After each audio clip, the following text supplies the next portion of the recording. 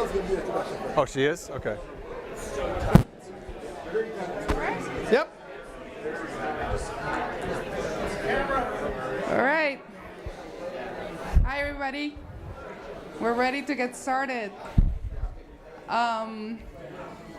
So on behalf of Melissa, because she's right now in a meeting, we are ready to kick things up. It was great to hear Andy in the morning about the thinking about the future and how to forecast. And so now we have the opportunity to really work through some of those strategic questions about foresighting. So I'm super excited to start kick things off, and then thank you, Andy, for being here. Mm-hmm. And we're ready to go. All right, let's go. All right, so here we go. It's going to go really fast. You probably don't believe this. You're going to be like, oh my God, it's over. All right. So we get the first thing is you probably noticed each table has received a vitally important assignment to take custody of a particular scenario, and everybody. Well, some have the same one, but generally you have your own, there's 5 scenarios in total. I'll talk about those in a second. Then we're going to do an exercise to say, assuming this scenario happens, how would it matter to us? So now we're going to switch to, this morning we talked about local government mostly, now it's higher education, right? So we want to interpret our scenarios for, if you will, the future of higher education. So now we're putting on a different hat. And it take about a half an hour to go through. The implications are basically what are some potential consequences. Then we're going to step back and say, all right, out of all the things that could happen, which ones do we want to pay attention to? And we have time to pull out one key strategic question. Now, one of the things I didn't say yet, but just to remind myself, when we have a particular scenario, you might not believe it. And we call it, we borrowed from Disney, it's the willing suspension of disbelief. Even when you don't believe a scenario, you're responsible, you have to act as if. You have to, sort of as a team approach, everyone has to, do their part to think through that scenario, because it may end up that the most implausible scenario ends up being the one that's most impactful. So you have a job to do. Sometimes you got to hold your nose and do it anyway, but that's what I'm going to ask you to do. And if so we're going to then, once we have our key strategic question, we're going to do a response. What would we do? What's our recommendation? And we use an elevator speech format, and you may have used that, different forms of that. But it's basically say, what's the high-level plan? And you could do it, and you could pitch it to someone in an elevator. That's the idea. And if we have time, we'll do a little share out at the end. I'm not sure if we will, but we might. And if I can tell that we're going to have time, it'll be like literally an elevator speech. And the buildings aren't very tall here, so it's not a skyscraper. All right, just because we got a lot of groups. Okay. All right, so let's do it without further ado. So I'm guessing that many of you have already read the, really? Don't you see it? You can't help it? All right, so I'm 2 for 2 on these. You hit the button and then it goes forward, right? Am I doing something wrong? All right. Okay, all right. Really? All right, now I'm hitting the back and it's not going back. Really, I swear, this is twice. Andy, let's give a tutorial to the futurist on how to work an It's your electric personality. Yeah, maybe, right? Right, no? It's okay? Yeah, we good now? Isn't that weird? Okay, yeah, now it's fine. Okay, there we go. So if you remember from this morning, now we're going to use the stories that we developed for the future of AI and local government. But you can still imagine that the world of that scenario is something that you're going to face in higher education, right? It's very similar, right? And if you remember this morning, some of you have responsibility for that Horizon 1 future, boom and bust. So what do we do if that's the future that we're moving into, or that's what we're going to get for the next 20 years? What are the key issues that come out of that? Some of you are going to get the new equilibrium, that's the loop one, where we start to change and chicken out. Some of you, now, some of you might be complaining about collapse. Oh. But I'll tell you, our experience is when we do this work that a lot of times the collapse group ends up coming up with the most interesting implications. If you think about it, if it's all blown up or if it's all fallen apart, that actually gives you some license to invent. So to some degree, it's actually, I won't say it's the easiest one. Once you get over, when we did this with the librarians, we talked about doing away with the physical library. That was the collapse. It goes all virtual. I mean, they were almost in tears. It was like, oh, we had to do a little therapy there. But once they thought it through, because what's the, you know, if you were moving towards a collapsed future, what's the first thing you want? Let's prevent it.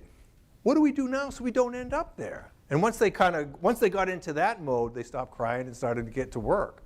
All right. And then we had two forms of transformation. One was we're going to use AI to make the health and well-being of citizenry better. We're going to be smart about how we use it. We're going to do it to improve quality of life. We're going to be very strategic about how we use AI. And then, if you will, the safe and secure was we're going to surveil. We're going to use AI to watch everything. It's going to do a lot of good things, but how do we feel about being watched? We like that? We not like that? What would be there's some pretty big obvious issues in that future, right? Okay, so we each have those responsibilities. Now I'm assuming that you've read your 2 paragraphs. So just a quick refresher on the boom and bust.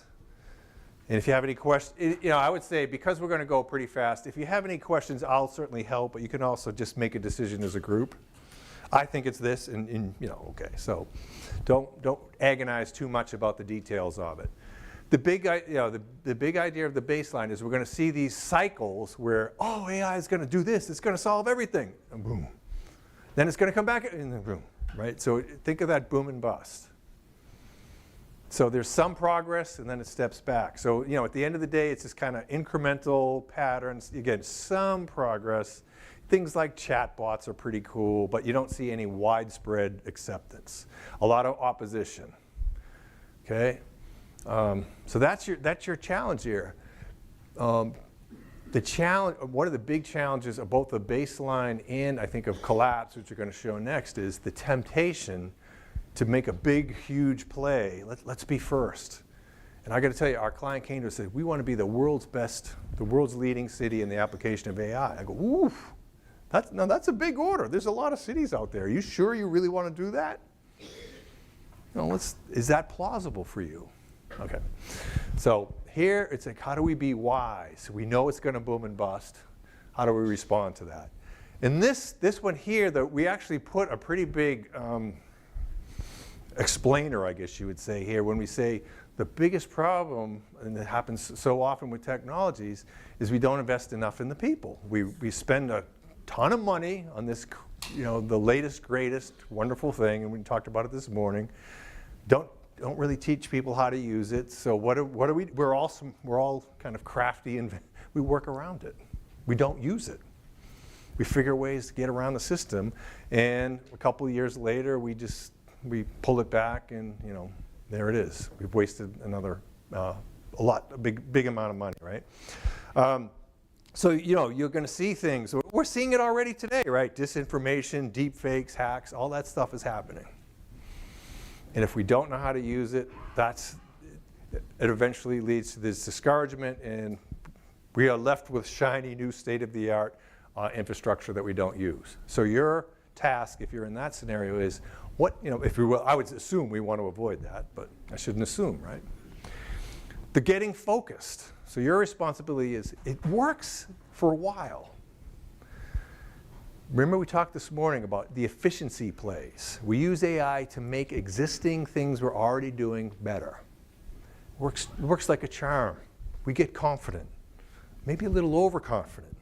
We start stretching what we ask AI to do. Maybe AI can make decisions for us now, since it did so good on the efficiency plays.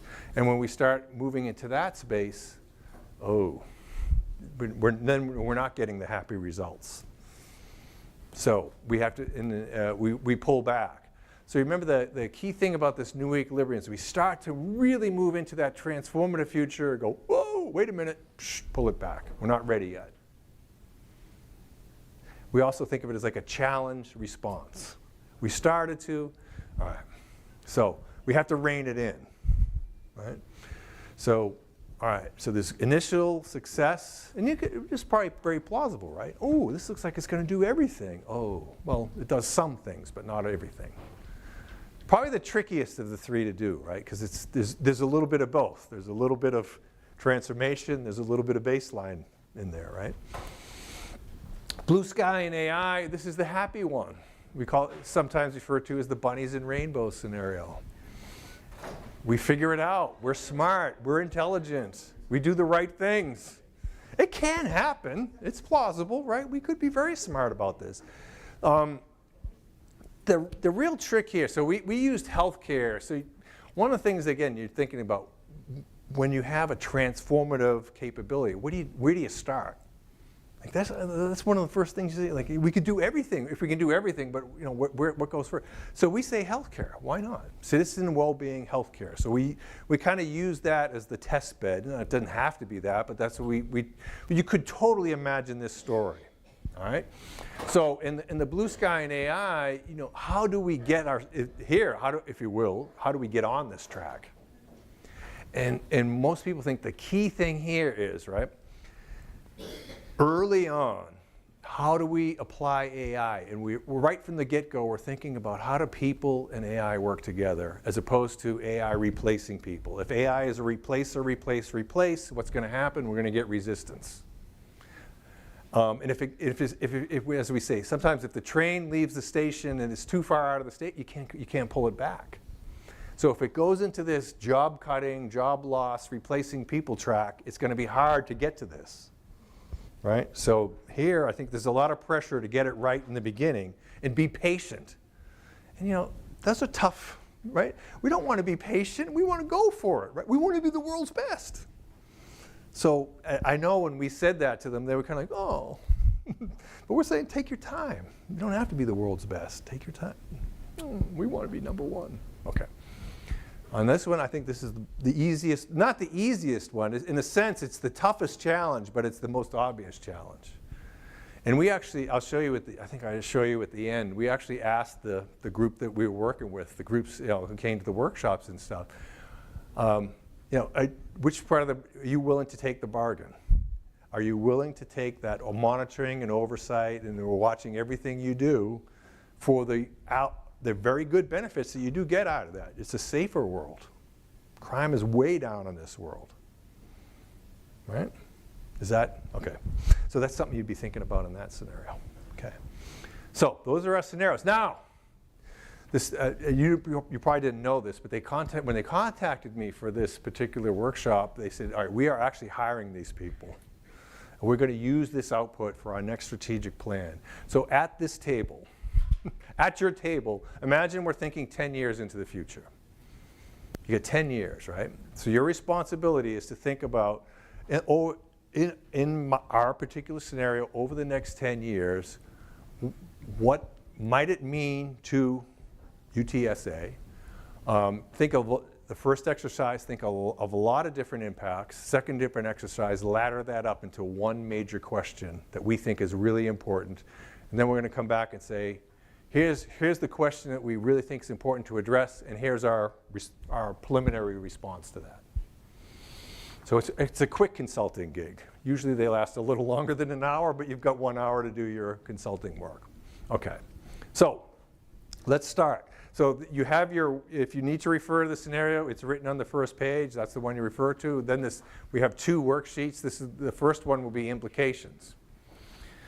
So implications just means, again, we assume that it happens even if we disagree. So don't debate it, just assume it. Hope that we did our work right. And then we want to start by saying, what's a key change? If this scenario happened, what would be some of the changes that would be like, ooh, this would change how we do. Again, now you're starting to think in higher education terms, right?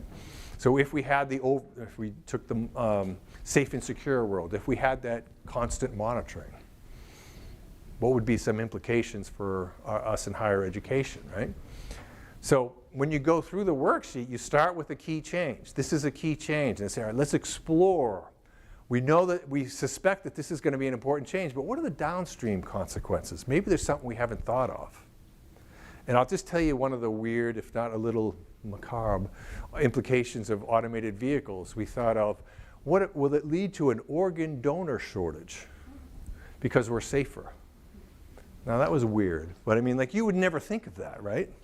And I'm not sure you needed to, but it just gives this idea. When you follow the trail and say, if this happens, when you get to the end of that trail, you might be in a spot that you would never consider if you just sat around and say, what's going to happen? So that's the idea of the downstream. Hopefully one of those you go, ooh, okay. So weird and obvious are okay, positive and negative. You don't have to go one or the other. We won't have time to do a lot of them, but if we had been, if we did this for an hour, we'd just make sure that there was some degree of balance between the two. And then I say, in the interest of time, once you agree, you can move on. Don't debate it, don't over debate it, right? So let's look at an example. From the project that we did in the future of AI, right? We had a key change in the scenario was we changed the measures of how we indicated well-being. So right now, most governments and cities say, economic growth is the key indicator. Right? That's if our economy is growing, we're happy. And in this scenario, we said, no, we've got to spread that out to more. It's not just the economy. We're going to look at a series of measures around well-being of the citizenry. So if we do that, powered by AI, right? What would be some impact of that, right? So we might be able to use AI to better assess eligibility, right? Okay, so we'd have some new tools. Now we'd have to monitor social relationships. Ooh, now we're getting into maybe some people starting to go, I don't know about that, right? Then if we started to use these tools to monitor social relationships, maybe we start rating.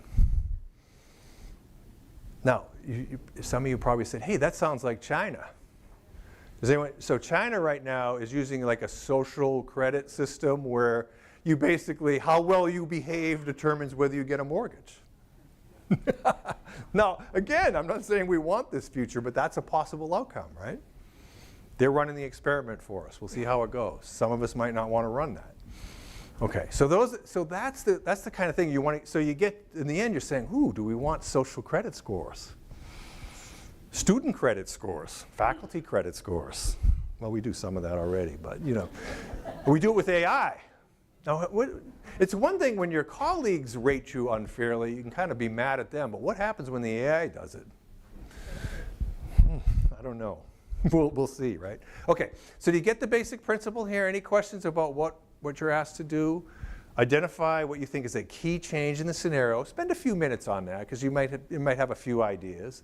Then once you get a key change, then just run it through and say, what happens, what happens first, what happens after that? You might do a little positive, a little negative. We got about 20 minutes to do this. Go! All right. If you need me, just pull me over and I'll come visit your table.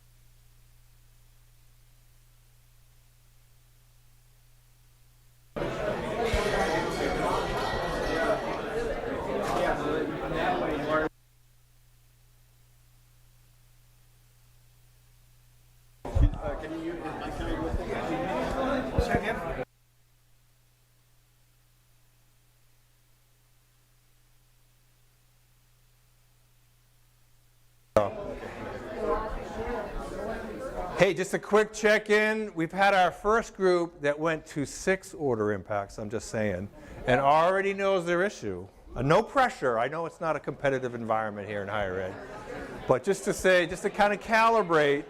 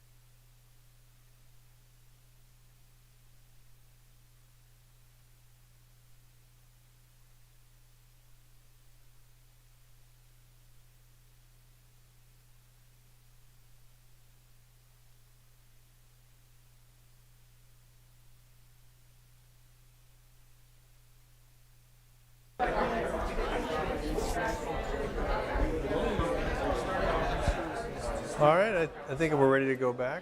Oh, okay.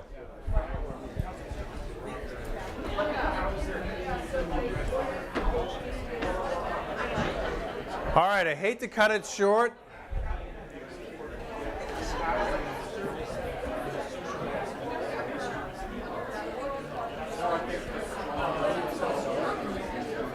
So, one of the terms I kept hearing is rabbit. A lot of people are talking about bunny holes, rabbit trails. That's what this is. This is permission to rabbit trail, right? To just play it and go, and then what you hope is somewhere along that journey you find something that goes, yeah, like I said, we wouldn't have thought of that, right? Because if we just sat down and I said, what are the consequences, give me a list of consequences, you would tend to get very close in ideas. So the idea of doing the stretch thing is, some of those, some of the rabbit hole ideas are not going to be terribly helpful. But we don't care. We just invested 20 minutes. If we get 1 or 2 good ideas out of 20 minutes, we're happy, right?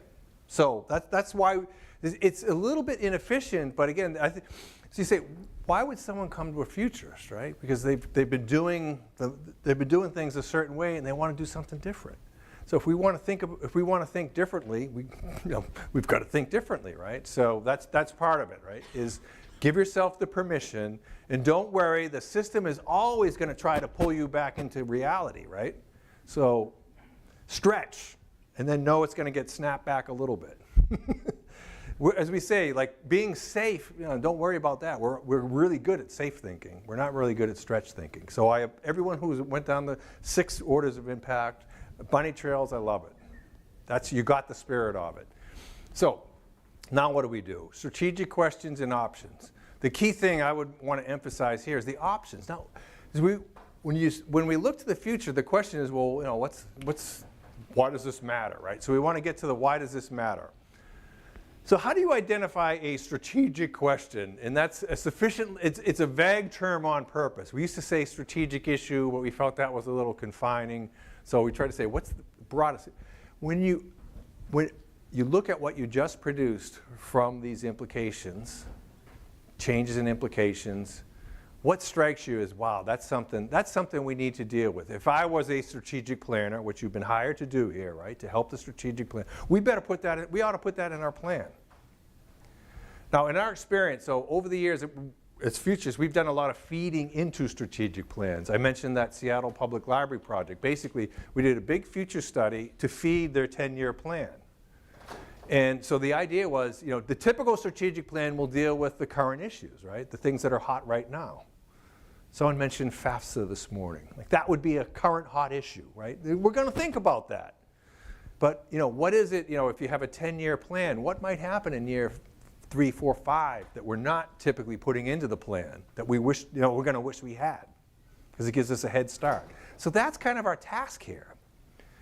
Knowing that the obvious stuff will probably get in there, is there something we're probably not thinking about that we might be thinking about? And again, in doing these feeds into strategic plans, it's not like we can suggest 20 things. We might get 3. Now we might need 20 ideas to get to that 3, but it's just a small number. Okay. Now sometimes you may have written something right into one of those order implications, maybe a 3rd order implication. You go, that's it. That's how do you, and then just frame it as a question. Other times you might have seen a theme emerging. Now we don't have a huge sample size, but imagine that you've been doing this for a couple of hours. You would start to see themes pull out, right? Now, no matter which one we do, we have this AI efficiency theme keeps coming up, no matter what we do. So either pull something right off of your sheet that says, yeah, that we can frame that as a question, or was there a theme that cut across everything that we did? Does that make sense? The 2 ways that those come about? Again, if in a real workshop where we had more time, if we had put all of our, sometimes we will put all of them on the wall, and then we'll go around and try to do some clustering on the wall. But all right, we will deal with what we have here. So then your task is to say, what is the issue? What is the question? right? And this is before we switch to what is the question. This is, can we put it? It's a large public health agency in the U.S. based in Atlanta, where we did this work, and the issue was global cooperation on scientific evidence. And if you can imagine, just think about scientific evidence right now. I mean, we're in the education space, we can think of that, right? Especially during the pandemic, right? One of the things, one of the challenges of being like the leading public health authority is you don't want to say things too soon. You want to make sure you've done the research. You want to make sure it's backed up. Is it credible? So before we make a statement, we want to make sure that we've got our evidence together. So that takes some time. So we came up with this, I came up with this little phrase that says, into the void come the crazies. While they're gathering their case to make the proper statement, what happens? All the crazy people get in there and start saying stuff. And by the time the leading public health agency comes in, the debate's already been framed and they've lost it. And no, it's a conundrum, right? Because it's a very fair thing. It's what they've been trained to do. It makes sense. But in this future context, which is only going to get crazier, I think, how do you inject reputable evidence into a culture that wants to respond right away? Right now, right?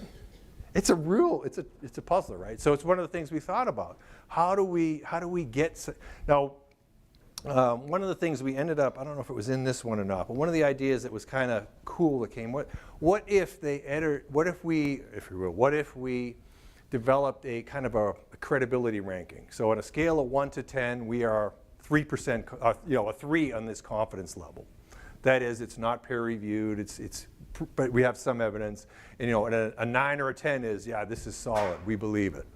And that way, that might give a mechanism to say, we're going to talk about something before we're 100% certain. Now, I don't know if we'll do it or not, but those are the kinds of things you think about, right? That's a good discussion for them to have. How do we respond fast so we don't lose the space to the crazies? Does that make sense? So that's the kind of thing you're looking for. That's a good issue, and that's, it's a good strategic question. You suggest a way that you can deal with that, and again, we use the ratings, the credibility score is one idea. So your task now is to go back and look and say, what did we find that looks really interesting? We would like to feed this into the next plan. We've got a 10-year time frame. And again, it's not something that we think they're already thinking about. Let's just assume that the obvious stuff, they've already thought of that. Is there anything that we can inject into this conversation about the future strategy of UTSA that's different? And then what you do here is to say, all right, if you will, here's the question, here's the title for how we'd respond to it. Why do we pick it? Why is it important? Why do we even pick this in the first place? We could have picked a lot of things. There's a reason why we picked it. Now the phase 1, phase 2, do your best there. We don't have a lot of time, but I mean, you'll have some time. So how'd you get started? I like to do 1 and then 3. How would you get started and where do you end up? And then what's the transition look like?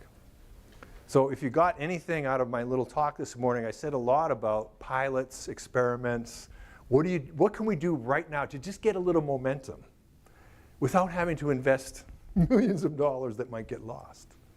So that's the phase 1. Like, what can we do now? I mean, it's just a little step, build some momentum. And then phase 3 says, where do we hope we end up? If this option is, if you will, if it's successful, what do we get? What do we get? And then in the middle, what's the meat of the action? if you allow that. I'm a vegetarian. I shouldn't be saying the meat of it. What's the plant base of the middle, right? What are the kinds of things you'd have to do strategically to get to that phase 3? But I would say 1 and 3 is kind of the way to start. And when you have a little time left, what's that transition look like? Now the last thing, who owns it? Now, usually it's the person the people in the workshop, right? Because they're the ones that are doing the study. But just imagine for yourself in your higher ed system, if the university says, "Ooh, we like that," is there a group, or maybe even the people? Is there a person or group who would be the logical custodian? Say, "Oh yeah, we're going to take that. We want this initiative," and maybe it turns into a project. So think of it like that. If you're successful, it becomes a project. Who would have it? Who would take it? Who would want it? Maybe not want it. Who should want it? Right? So yeah, who should own it? Okay? All right, pause for questions. Okay, you got about 20 minutes to come up with that. I think you can do it. All right, go. You're already starting. I'm just going to let you go.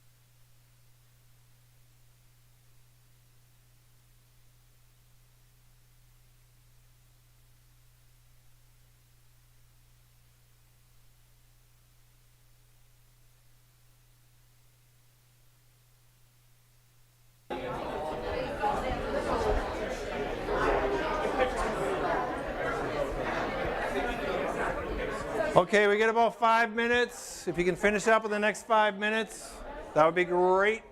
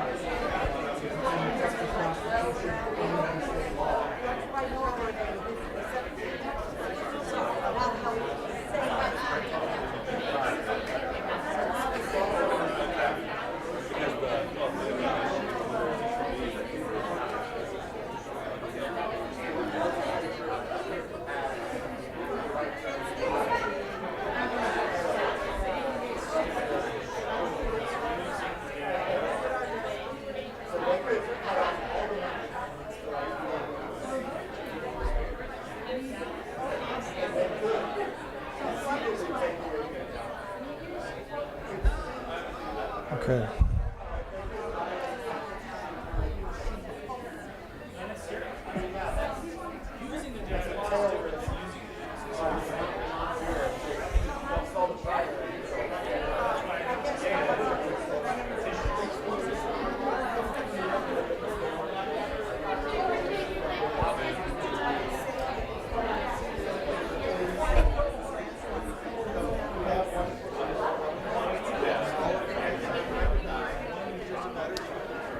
Okay.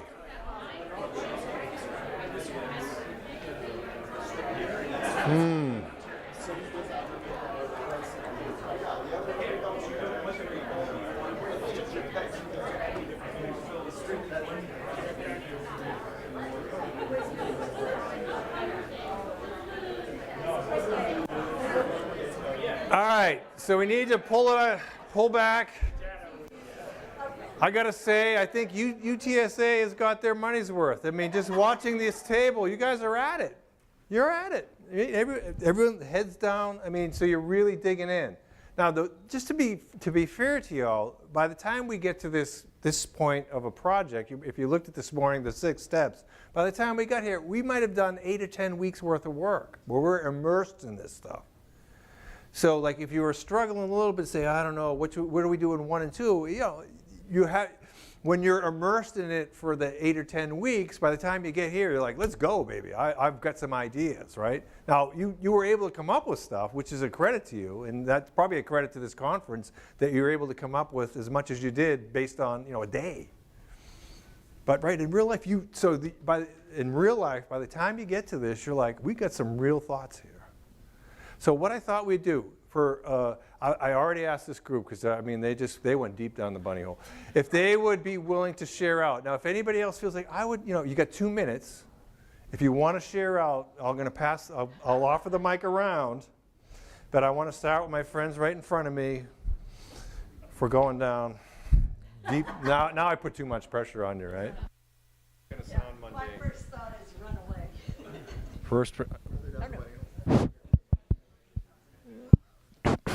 Microphone doesn't work. We don't have to do it.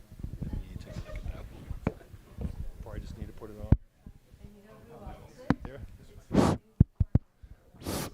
is? There we. All right, here we go. Well-being.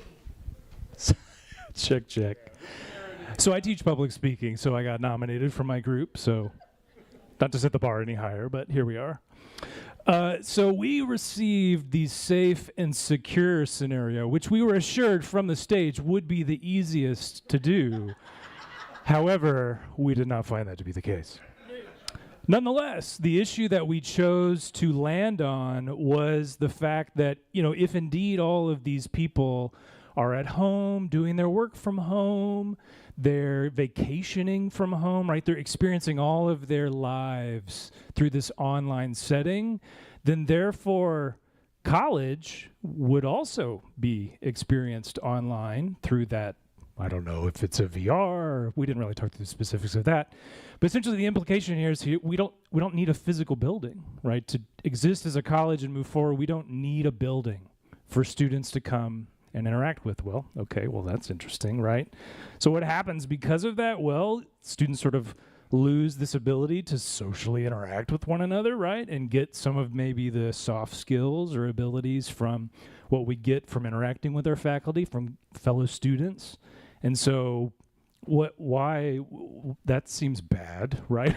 So emotional health here in this moment is what's important, at least in our thinking about this issue. How do we service?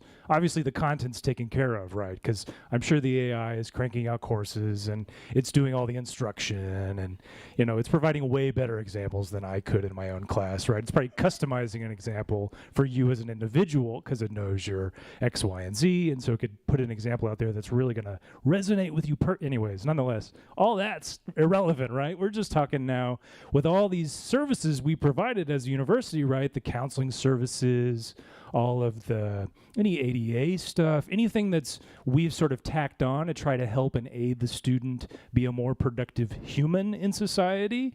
That's sort of where now how do we fill that role online that right now we're pretty much doing in traditional methods, right? We're booking or maybe overbooking our counseling offices where they're just bursting at this. Anyways, nonetheless, so our idea, at least with this scenario, was to essentially establish the AI, using the data that was collected about the individuals, find a way to establish learning cohorts with folks that had a singular combining factor, but would have diverse perspectives inside of the learning cohort. So this could be a space for you to interact or respond with content that you're learning in the course, as well as maybe a space to teach soft skills or bring in additional instruction that might need human-to-human interaction to make any sense. And so from there, establishing the cohort, then sort of ask the question, well, what are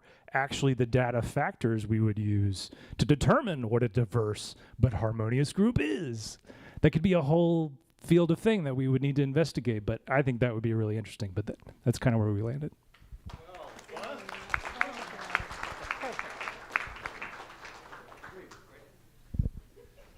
So one of the things that comes up when you don't like an outcome, and this came up in a couple of different tables, you say, ooh, I don't like that scenario, right? Part of our job is to say, all right, no, it's not here yet. So if there's some aspects of it we don't like, what can we do now so we don't get to that spot, right? So if we know that emotional health, it's a huge issue right now. if we go down that trail, that looks really, really, really bad. So what do we do, right? And thank you for, so we started with some ideas on what might we do to prevent that from happening. So, okay. Negative thing, that's okay, because we got to fix, those are problems that we need to fix. Anyone else feeling bold and sassy? Ready to go, share the world. I knew you were.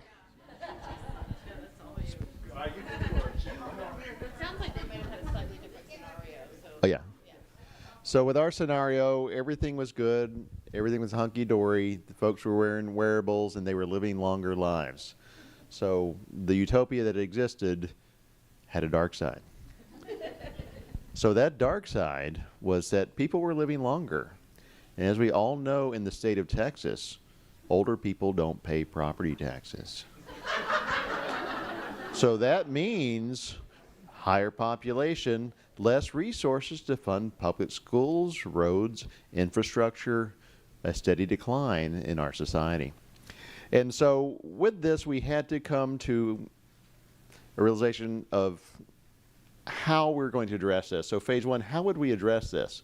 Well, we know through history that you can't repeal what has already been granted through the legislature, regardless if you're voting on it. So we wouldn't really be able to probably repeal them paying property tax. But what could we do? We had to look at various ideas on how we could do this. So we looked at the obvious tax, right? So increasing property tax across the board, or having business pay more versus homeowners, all those different viable options. We also looked at mineral rights, right? Changing the structure of mineral rights in the state of Texas and how that pays out. Texas is different from the rest of the U.S. How could we change that to get more revenue in the state coffers in order to fund this? The other thing we looked at was really pretty applicable to the problem. So when we have an increase of an elderly population, as we know in the state of Texas, that means more pickleball throughout the state. So the way to address this is to directly tax pickleball in the state of Texas, and that tax would create an equilibrium, right, with the aging population, right, because they're the ones that are active in these sports that are making that grow. So that was one of the options. Phase two, we would get on the ballot, have people vote. Phase three would be the implementation of the pickleball tax to support that aging population. All right, thank you very much for that. You know, all kidding aside, one of the things that came up with the came up when we did the automated vehicle things. One of the problems was that you wouldn't need to park the vehicles, right? Because you can just keep them running. And one of the big sources of revenue in a lot of the cities in Tennessee where we did it was parking garage stuff. And this thing, whenever you threaten revenue sources, there's always interest, right? There's interest in how you do that. So if you can think of a creative way to replace a revenue source, you're gonna somebody's gonna listen, right? So that's a good one to tackle, right? Okay, cool. Anyone else want to take a stab? Feeling it? You're feeling it. Their other rabbit hole group ain't gonna do it. We can share. Wait, did they have, what scenario did you have, David? We had the T1, blue sky and AI, so wearables. We got a volunteer somewhere over here. We had collapse. Bring it. Yeah. Okay.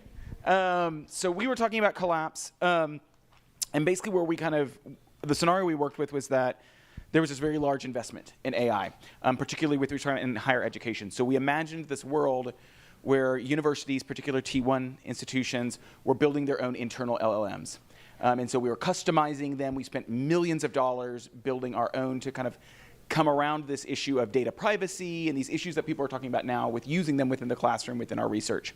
But because of a lack of training, because of a lack of onboarding and buy-in, we spent millions and millions of dollars, and it ended up just dying and no one used it. And so there was this rejection of AI usage within higher education. So then we saw a bifurcation that would happen between industry and higher education. Industry is still running strong with AI, with the buy-in and the training. Higher education has not. We then saw a decline in relevance, which I'm using in quotes because I know that would probably set off a couple people in here. Relevance of higher education, right, with this idea of what is our role within society. That would lead to a loss of students, faculty, funding. Abandonment, ultimately, I think is what we argued would happen is that higher education would abandon the idea of job readiness as the role of higher education. There's already a lot of pushback against that. That is not our job. But then there would be a wholesale rejection. No more of the posters like, if you have a high school diploma, you make this much money. If you have a BA, you make this much money. You know what I'm talking about? In high schools, they're outside the guidance counselor office, right? So no more of that, this idea that you go to college to make money. That would just kind of die off. And ultimately, there would be this transformation of the shape of higher education.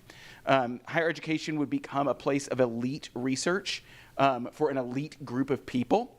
It would be very, very small, focused. Think about higher education of the past, right? Jump back a couple hundred years with us, right? That's what it would become again. All of then AI-powered research would be outside, and then ultimately where we ended up was if the continuation of rejection of AI would happen, even those elite research groups would die off because the breadth, depth, and ability to adapt their research would be diminished greatly by the external research groups like Google, OpenAI, all these people that they don't exist yet but will exist, right? They're doing this research at orders of magnitude more complexity than we are possible if we reject it. So that's where we ended up. How we dealt with it, we don't know. I was like, Well, there's so many things I could say there. I was thinking of the post-work society, and we brought that up to a higher ed foundation about 10 years ago. Said, well, maybe job preparation isn't the role. And what they said to us is, we finally got them to start thinking about that, and now you're telling us it's already obsolete. But it's something to think about, right? Yeah. Right? Do we need that? So, that's the thing that needs to get on the agenda. Let's have the discussion. So that's pretty beautiful. Beautiful job. All right, anyone else? We got one more thing to do, but if anyone's got a burning desire to... All right. So, there it is. I knew it was here somewhere. So I wanted to show you what we did so when we did the AI workshop with the local government folks, right? At the end of it, we said, let's ask a few questions. And I'm not sure we don't have the time to really compile the answers, but let's just think about it for a second. So the first question was, how fast should we go? Now remember, we were brought in to say we want to be the world's leader in AI. We want to be number one. So then we said, all right, so A was we should lead the way and be pioneers. Right? B says, hey, let's be interested, but let's let someone else go first. Let's be fast followers. And then C is like, we're not playing in this game. So now if I asked you as UTSA, any sense of where you'd net out there? What would you recommend? We're headed for pioneers. Pioneers? We got a pioneers table? I got to tell you, so we don't really have time to discuss the answer, but it's a good thing to think about, right? And I having advised a lot of different types of institutions, government, foundations, corporations, you would think we would always push pioneers, but we don't. Pioneers is really, really risky, right? We hear the success stories, but there's a lot more failure stories, right? Now, I'm not saying never to do it, but when you do, you got to be like, really, this feels right. Every fiber of my being says we should do this. Donner Party, we're pioneers.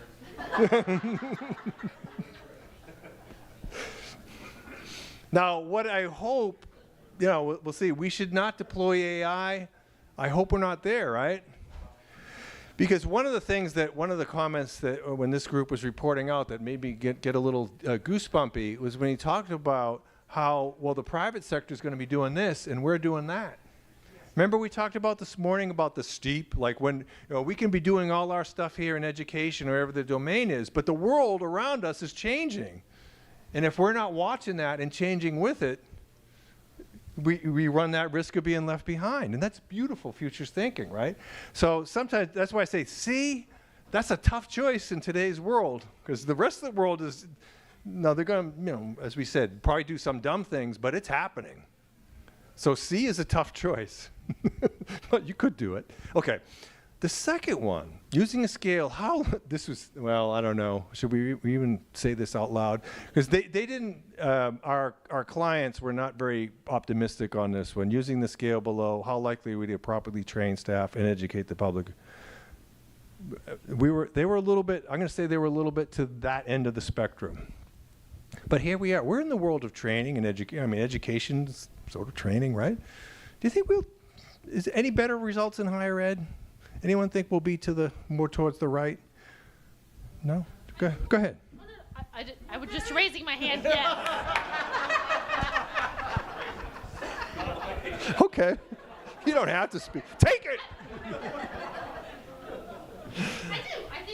I mean, that's who we are. That's what Right. we do. That's Right. what our passions are. Right. So I would hope that if anyone's going to, lean into this and do it well, it's going to be the group in this room. Right. It's right? Now, if I'm the Fort Worth lab, which that's who we were, the Fort Worth AI, the lab that we were advising, maybe so they were saying, yeah, we're not going to do it. All right, but why should you? That's not that's not necessarily who you are. But you have who's down the street that's training people for a living, right? It's down the street from Fort Worth. Right? You would just mention to them. Partnership. We are ready. Okay. Right? Okay, last question.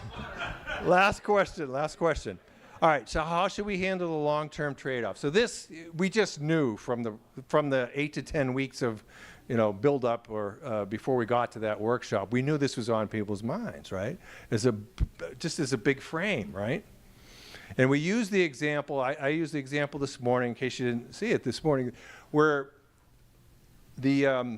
some of the Gulf Coast countries, we'll say the UAE in particular, Dubai, Abu Dhabi, they're running the B experiment right now. Wait a minute. They're running the A experiment right now. They're implementing a surveillance society. And I use the example of if you speed, you get the traffic ticket in real time. All right, they're watching. You're in your hotel room going, should I do this? Right? Right? That's how you think over there, right? Anyway, and then, so where's the trade-off? I mean, because there are some wonderful things. You go over there, like, I'll just give you a little example. Like, you take your computer bag and you're out in a restaurant. You say, we got to go. Can I just leave my bag here? They're like, yeah, nobody's going to steal it. You don't even think of that, right? So, I mean, there's a lot of things to like about that world. But it does involve, I say in America, Texas, rugged individualist, freedom. Where do you think we end up on that? I guess say we had like 4 or 5 groups that sort of discussed, and 4 of the 5 groups picked freedom. Yeah, do you want? Come on. Do you want to take the mic? It's not okay. Come on. Okay, thank you, sir. Good old Mark Z of Facebook was called to Congress because of number 3 years ago. Oh, I'm sorry. Go ahead. So, I know you talk about Dubai being the pioneers on AI, but again, this is a pain point and threat. The reason they're doing that is because of potential danger, terrorist bombing, all those pieces. So it's really about internal security. So there's a motivating factor. It's not just for AI development, right? So it's to mitigate a potential threat is why they're implementing those technologies. Yeah, well, one of the things though, it's a very interesting place I've done a bunch of work, and they're developing really fast, and part of the reason is the oil money is going to run out, right? And they know that, and so they say, what else can we do, right? And so they say, we want to be, if you will, a high-tech mecca, right? That's a high-tech utopia. And so they are just pushing the envelope on everything, including surveillance, and like I say, they're running the experiment for us. And again, it'll be interesting to see how it turns out. I mean, they've already accepted the trade-off, but we'll see how that goes for them, right? Anyhow, so those, again, stepping back from it, these were some of the questions that really resonated from the research. We had a little discussion around it. We actually did some quant around it, and they put it around the organization, and it gave it just gave some context to the lab folks. So. I guess in terms of what we're doing today, I wanted to thank you for your due diligence in going through. It seemed like everybody really got the essence of it, right? Here's a scenario. We assume it's true. What's the change that comes from that scenario? Downstream impacts. Which of those do we want to focus on first? Let's have a conversation. Let's put it into our plan, and let's start working on it now, so that we're not waiting until it happens and then we're in some sort of a panic mode.